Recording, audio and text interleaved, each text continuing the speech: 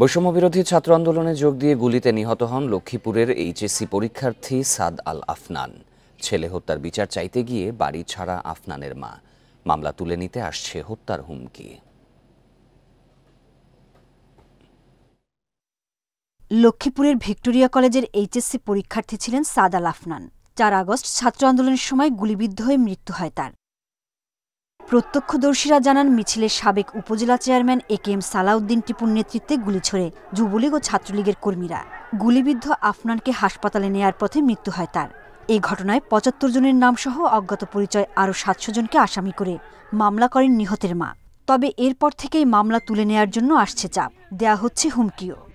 আমাদেরকে টাকা দিবে মামলা উঠে নেওয়ার জন্য, প্রত্যেকের নাম কেটে দেওয়ার জন্য। ওরা নিরপরাধ, কেউ আমার ছেলেরও হত্যা করে না। এবার আমি বাসায় থাকতে পারতেছি না, আবার বলছে বাসায় আমার আগুন লাগাই দিবে। আমি ভিতরে তালা দিয়ে বসে থাকি। ওনারা এখন বিভিন্ন আত্মীয় স্বজনের বাসায় পালিয়ে বেড়াচ্ছেন। তো এর সুষ্ঠু বিচার হওয়া দরকার। আসলে একজন সাধারণ ছাত্র, সে স্বৈরাচার পতনের জন্য গিয়ে সে সন্ত্রাসীদের হাতে নিহত হয়েছে। পুলিশ বলছে, মামলা তুলে নিতে হুমকির বিষয়টি তাদের নজরে এসেছে।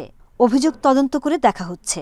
ওনাকে হুমকি যদি দিয়ে থাকে, কারা দিছে ওদের সম্পর্কে আমরা তথ্য নেব, এবং উনি যদি আমাদেরকে স্পেসিফিক কোনো মোবাইল নাম্বার বা এরকম ব্যক্তি সম্পর্কে কোনো তথ্য দেয়, আমরা তাদের বিরুদ্ধে আইনগত ব্যবস্থা নেব।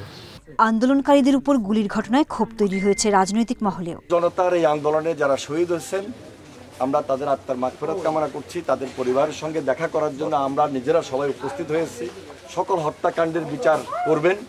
লক্ষ্মীপুরে বৈষম্যবিরোধী ছাত্র আন্দোলনে নিহত হয়েছেন 4 শিক্ষার্থী। Independent news.